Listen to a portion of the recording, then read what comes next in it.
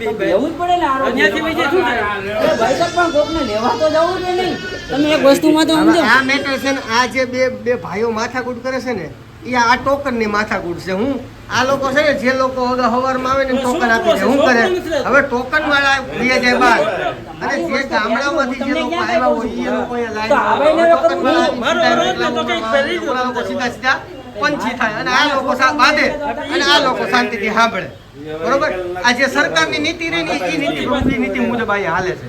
બરોબર, એટલે આ બધું થોડુંક ફેમસ કરજો. બરોબર, આ CSC સેન્ટર વાળાની જે દાદાગીરીઓ આજથી 1-1.5 વર્ષ પહેલા મારા થોડીક માથાકૂટ થઈ હતી, ઓલા કરે હોન્ડાના શોરૂમ વાળા રે. બરોબર, ત્યારે પણ આપણે અધિકારીઓને કીધું હતું, પણ આ લોકો કોઈ ઠેકાણે આવતા નથી. કેમ કે આ લોકો CSC સેન્ટર વાળા છે ને, અધિકારીઓને ક્યાંક ને ક્યાંક છે ને માલ મસાલો પહોંચાડતા હોય છે. આપને થોડી ઘણી માહિતી છે. બરોબર, પણ હવે જોઈએ છીએ કેવો માલ મસાલો પહોંચાડે છે અને આ લોકો કેવી દાદાગીરીઓ કરે છે. હવે જોજો, આ ટોકનની સિસ્ટમ આપણે આ વિડીયો બનાવીએ છે કારણ છે કે આ ટોકનની સિસ્ટમ બંધ થઈ જવું પડે, જેથી કરી જે નાગરિકો છે ને અંદર બાંધવાનું બંધ કરે ભાઈ. બરોબર, આ જે લોકોની જે કૂટનીતિ છે ને, એ કૂટનીતિની શિકાર આ લોકો ન બને. નહીતર હું જાઉં, મારે કોર્ટે ઘણા કામ છે. જય ભીમ, નવ ઉદ્દાય.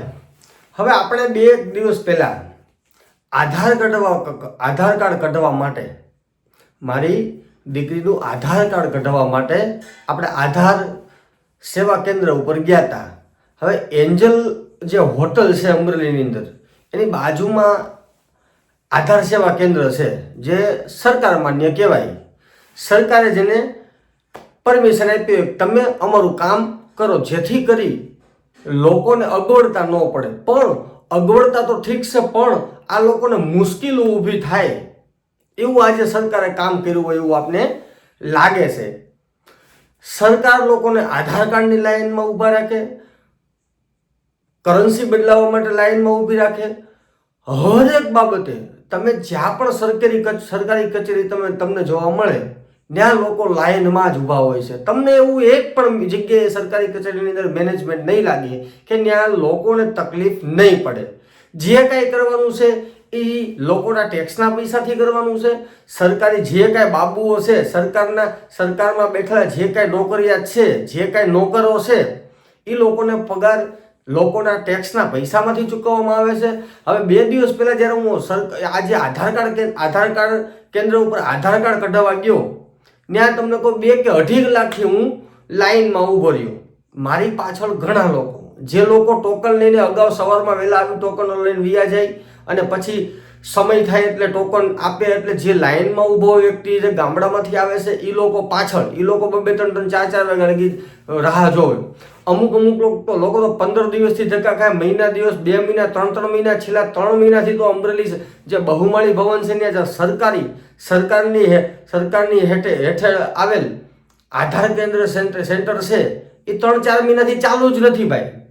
બરોબર, આ સરકાર જે CSC સેન્ટરને પરમિશન આપે છે કે તમે લોકો અમારું કામ કરો, પણ CSC સેન્ટર વાળા લોકો પાસેથી બમણા પૈસા લે છે, એનો મન ફાવે એવી ફી લે છે અને કામ કરે છે. અને એની મરજી મુજબ લોકોની કોઈ જાતની ચિંતા કર્યા વગર લોકોને સારું લાગે એમ હળદૂત કરે છે, હેરાન કરે છે, સારું લાગે એમ વર્તન કરી લે છે. એટલે આ જે માનસિકતા, જે હલકી માનસિકતા CSC સેન્ટર વાળા લઈને બેઠા છે, અને સરકારના આ જે સરકારી તંત્ર છે ને, હું ખાસ કહેવા માંગુ છું કે તમે લોકોની સુખાકારી માટે કામ કરો છો કે લોકોને હેરાન કરવા માટે કામ કરો છો? વકીલો હેરાન થાય, ગ્રામજનો હેરાન થાય, લોકો હેરાન થાય, હરેક જગ્યાએ સરકારી તંત્રની અંદર લોકો હેરાન જ થાય છે. તો આવું કેમ? એટલે જે કાંઈ અમરેલી બહુમાળી ભવનની અંદર જે આધાર કાર્ડ કેન્દ્ર ચાલુ છે, આ લોકોને હું ખાસ કહેવા માંગુ છું કે તાત્કાલિક ધોરણે આ તમે તમારી જે સરકારી સાઇડો બંધ છે, સરકારી સાઇડો બંધ છે તો પ્રાઇવેટ જે CSC સેન્ટર છે ત્યાં કેમ સાઇડો ચાલુ હોય છે? આ તમારી બધાની મિલીભગત છે. સરકાર જે CSC સેન્ટર વાળા હોય છે એ આ અધિકારીઓને ક્યાંક ને ક્યાંક પૈસા પહોંચાડતા હોય એવું આપને લાગે છે. એટલે આ જે બધા તૂત છે એ બધા તાત્કાલિક ધોરણે બંધ થઈ જાય એવી હું આ સરકારને, આ સરકારી તંત્રને વિનંતી કરું છું. કલેક્ટર સાહેબને ખાસ વિનંતી કરું છું કે આ બધા જે ઢોંગ ને ધતિંગ ચાલુ કર્યા છે ને, એ લોકો હેરાન થાય છે આનાથી. કે તમને પછી તમારામાં માનવતા મરી ગઈ છે કે તમે પછી લોકો હેરાન થાય એમાં જ તમને મજા આવે છે કે આ લોકો હેરાન થાય એમ તમે ગુલામ બનીને રહે, તમે લોકોને ગુલામ બનાવવા જ માગો છો? આ જે કાંઈ તમારા ઢોંગ ધતિંગ છે એ બંધ કરી દીધો. ટૂંક જ સમયની અંદર કલેક્ટરને આવેદન આપી આ CSC સેન્ટર બંધ કરાવવા માટે મારે ફરી આંદોલન કરવાની જરૂર ન પડે એની ખાસ તકેદારી આ જે કલેક્ટર DDO TDO જે કાંઈ આની જેની હેઠળ આ CSC સેન્ટર આધાર કેન્દ્ર સેન્ટર આવતું હોય મામલતદાર એ લોકોને હું ખાસ કહું છું કે આ બાબતને ખાસ તમે ધ્યાનમાં લેજો. અને આજે જે આધાર કાર્ડ કેન્દ્ર સેન્ટર ગયો હું ત્યારે તમે જો એને એ આધાર કાર્ડ કેન્દ્રની અંદર જે ઓલો ઉત્સવ કાતરોજા કરીને કોઈ બેહે છે, એક દીકરી છે ને તો આપણે જવા દઈએ છે, પણ ઓલો ઉત્સવ કાતરે જશે ને દાદાગીરી તમે પગથિયા ઉતરી જાવ એટલે તારા બાપની પેઢી તું લઈને બેઠો છો ઉત્સવ કાતરે જ્યાં તો તું લોકોને એમ કહેશો પગથિયા ઉતરી જાવ. તમારા બાપની જાગીર નથી, તમારા બાપની જાગીરમાંથી તમે CSC સેન્ટર બનાવ્યું છે નો ડાઉટ, પણ તમને પરવાનો આપ્યો છે સરકારે. એટલે સરકારની હેઠે કામ કરતા હોય તમે લોકોના નોકર થયા હું થયા એટલે તમે માપમાં રહેજો જે કંઈ કરો એ. આની અંદર વિડીયો મૂકું છું, 2-3 વિડીયો મૂકું છું, તમે જો લોકો કઈ કેટલી હદે હેરાન થાય છે. અને આ વિડીયોને અમરેલી જિલ્લાની અંદર ભાઈ શેર કરજો જેથી કરી આ જે CSC સેન્ટર વાળાની દાદાગીરી છે ને એ દાદાગીરીઓ બંધ થાય. જય ભીમ, જય સંવિધાન. હવે આપણે છે ને આ જે આધાર સેવા કેન્દ્ર છે ને જે સરકારી કહેવાય બરોબર, સરકારે આ લોકોને પરવાના આપ્યા હોય કે તમે આ બહાર લોકોને અગવડતા ન પડે એટલે આ આધાર કેન્દ્ર સેવા ચાલુ કરો. પણ હવે અહીંયા આ લોકોએ વધારે સેવા આપવાના બદલે તો લોકોને વધારે હેરાન ને હાટલી કરી દીધા છે. હવે આ ભાઈ રહ્યા ને એ 3-4 દિવસથી, કેટલા દિવસથી ભાઈ સોરી તમે કેટલા દિવસથી અહીંયા આવો છો? 15 દિવસથી. તમે ભાઈ કેટલા દિવસથી આવ્યા? 2-3 દિવસ. તમે ભાઈ 4-5 દિવસથી. ભાઈ તમે કેટલા દિવસથી આધાર કાર્ડ કરાવવા માટે ધક્કા ખાવ છો? હું તો આવું છું 10-12 દિવસથી ધક્કા જ ખાવ છો ને ખાલી, બરાબર? તમે ભાઈ તમે અહીંયા કેટલા ક્યારે આધાર કાર્ડ કઢાવ્યા? 4-5 ધક્કા ખાધા, બરોબર છે? તમે બેન કેટલા ધક્કા ખાધા છે અહીંયા આધાર કાર્ડ કઢાવવામાં? 4-5 દિવસથી. આ જો આ બધા જેટલા તમને આજે આધાર કાર્ડ આ પ્રાઇવેટ આધાર કાર્ડ કેન્દ્ર છે આની અંદર જેટલા લોકો છે ને એ બધા કોઈક 4 દિવસ, કોઈક 5 દિવસ, કોઈક 7 દિવસ, કોઈક મહિના દિવસથી ધક્કા ખાય છે. તો આ લોકો હું અહીંયા સંતરાવા આ આધાર કાર્ડ કેન્દ્ર ચાલુ કર્યું છે. અને આ બધું આ લોકોને પ્રાઇવેટ ક્યારે ખોલવા પડે ખબર? કે સરકારી કચેરીની અંદર આ આધાર સેવા ચાલુ ન હોય ને ત્યારે આ લોકો પ્રાઇવેટમાં આવે છે. બાકી કોઈ વ્યક્તિને પ્રાઇવેટમાં આવવાની ઈચ્છા નથી, પણ આવે છે શું કામે? આ લોકો સરકારી કચેરીને ચાલુ રાખતા નથી. ત્યારે જો કે આપણે હમણાં કલેક્ટરને રજૂઆત કરવા જઈએ છીએ બરોબર, અહીંયા છે ને આખો દિવસના 40 ટોકન લેવામાં આવે છે બરોબર, 40 ટોકન જ, બાકી બધા ઘરે. એટલે આ સરકારને કહે છે, સરકાર આ મોટી વાતો કરે છે કે અમે આમ કરી દઈએ છીએ, અમે લોકો માટે આમ કરી દઈએ છીએ. આ સરકાર કાંઈ કરતી નથી બરોબર. આધાર કાર્ડ કઢાવવામાં તમારે મહિનો દિવસ ધક્કા ખાવા પડે તો એક વિચારવા જેવી બાબત છે. જો કે આપણે કલેક્ટરને હમણાં રજૂઆત કરવા જઈએ છીએ બરોબર. અને આ ભાઈ અને આ બેન થોડાક દાદાગીરી બહુ વધારે કરતા હતા. જો કે એ વિડીયો આપણે વાયરલ કરીએ છીએ બરોબર. આ ઉત્સવ દેત્રોજા કેમ કાંક નામ છે આનું. જો કે આનો નંબર એ નાખું છું ને બેનનો નંબર નાખું છું. બેન તમે વ્યવસ્થિત પૂછો કે આપણે બાપુજીની પેઢી નથી હકાવતા બરોબર. આ સરકારી કેન્દ્ર છે, તમે સરકારી નોકર છો. એક વખત નહીં 500 વખત તમે સરકારી નોકર છો. તમે અમારા નોકર છો ને અમે તમારા માલિક છીએ બરોબર. આપણે જઈએ છીએ કલેક્ટર કચેરીએ રજૂઆત કરવા હમણાં. જય ભીમ. કલાકથી હું બેઠી હતી બેન, હું નહોતી બેઠી એવું નહોતું, પણ કલાક હું બેઠી ને તો એ મને કઈ જવાબ નહોતો આપવામાં આવ્યો. કૂપન આપ્યું એટલે હું પછી કોર્ટેમાં આવ્યું, કામ હતું ને પતાવવા ગઈ હતી. અમારા લોકોને કામ હોય, અમે કામ વગરના ન બેઠા હોય. સિનિયર ને હું 10 મિનિટ થઈ હજી મળીને આવ્યો છું તો હું હમણાં આવું છું, મારું કામ અહીંયા ચીફ કોર્ટ ની અંદર બેઠા છે. હું સરકારી વકીલ છું.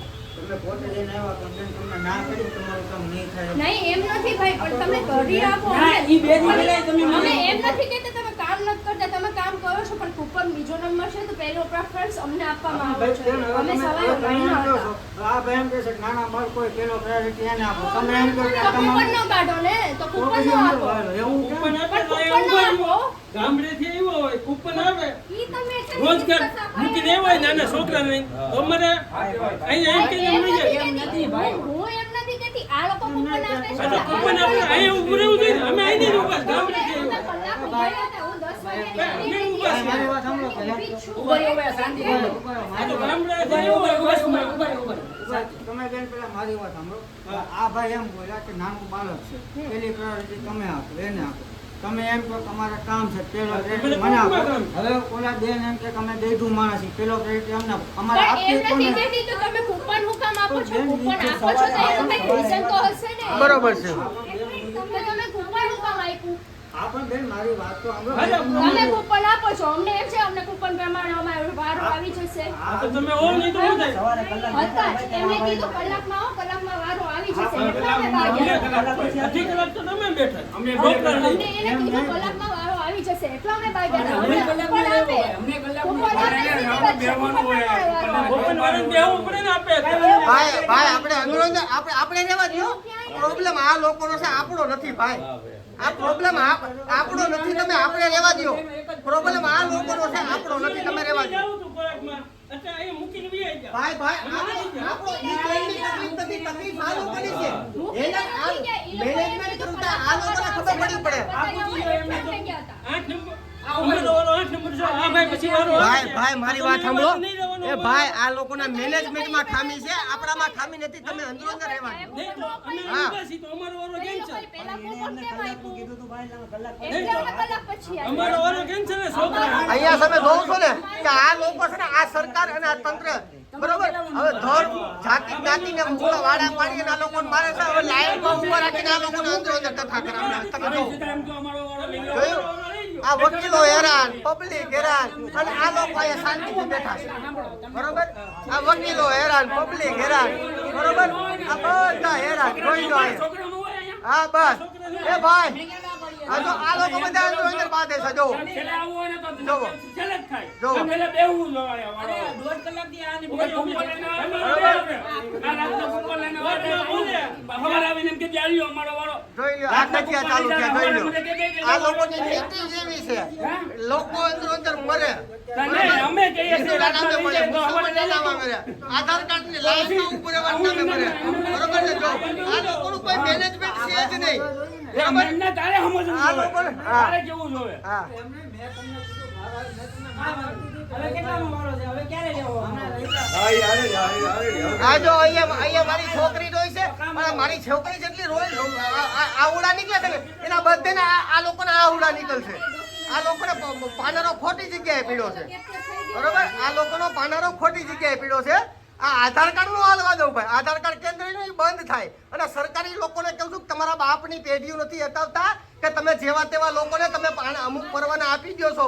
આ તમારા બાપુજીની પેઢી નથી. કલેક્ટરને કહું છું અને બધાને કહું છું કે તમે સારું લાગે ને લાગવત કરીને જે લોકો સેટિંગ ગયા હોય, જે લોકો પૈસા આપતા હોય એને તમે પરવાના આપી દો. આવા સેવા કેન્દ્ર ચલાવો ને આવા બધા તમે ધંધા બંધ કરી દો.